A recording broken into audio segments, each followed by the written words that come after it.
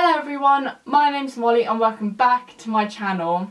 In today's video we're going to be discussing one of my favourite and I think the coolest forms of photography, which is light photography. So if you guys want to take photos like this, then carry on watching. Let's get into it.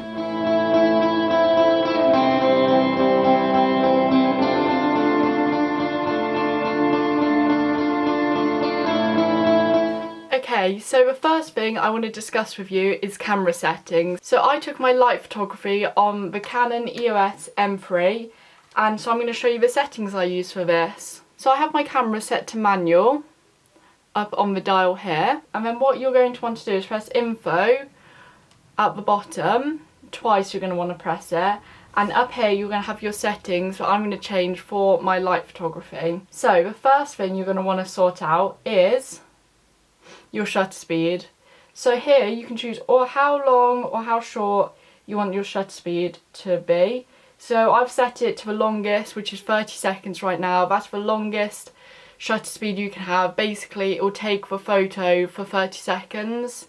For different photos and different scenes you're going to want to change these. So say you want something to go for longer, then you'll set it to 30. But say, oh, you don't want so long, then you can set it to like 4 or 5 or 6, 15, you know, really just play around with it and test it out. The next thing you're going to want to change is your aperture value.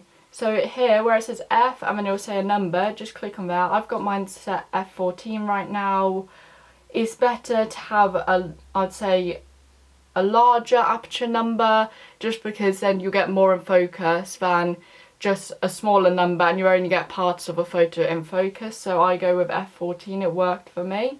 And your ISO, I set it to 100 for light photography. Again, you can mess around with this, but I'd start off with 100. So they are my camera settings. So now I'm going to be discussing with you what I actually used to create the light. So the first thing I used was wire wool. Now wire wool, it looks like this.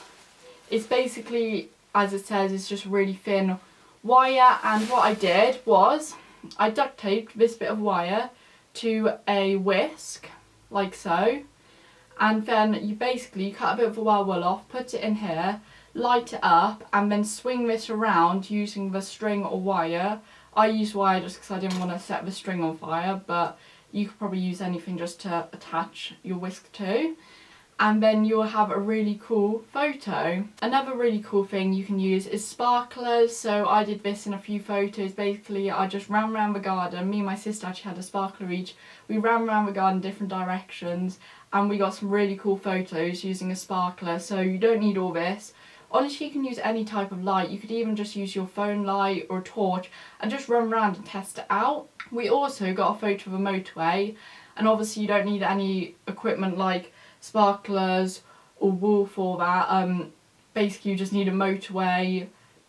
Obviously you have to be careful and you have to be safe, that's the main thing. We just had a bridge where the motorway came underneath, so we were able to get photos. Obviously don't go anywhere near the actual motorway because that's really dangerous, but you do get some really cool photos when you've got all the car lights. So now it's up to you guys to get taking photos. Of course the main thing you want to make sure is you're being safe.